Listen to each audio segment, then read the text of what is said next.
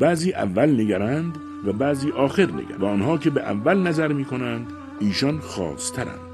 میگویند چه حاجت است که به آخر نظر کنیم، چون گندم کشتند در اول جو نخواهد رستن در آخر و آن را که جو کشتند گندم نخواهد رستن. پس نظرشان به اول است. اینها که آخر نگرند عزیزند و بزرگند، زیرا نظرشان بر عاقبت است و آخرت.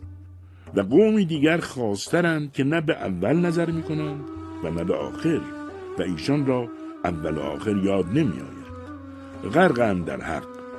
و قومی دیگرند که ایشان غرقند در دنیا، به اول و آخر نمی نگرند از غایت غفلت. ایشان علف دوزخند. پس معلوم شد که اصل محمد بوده است که لولا کما خلقت الافلاک. و هر چیزی که هست از شرف و تواضع و حکم و مقامات بلند همه بخشش اوست و سایه او، زیرا که از او پیدا شده است. همچنان که هرچه این دست کند از سایه عقل کند، زیرا که سایه عقل بر اوست.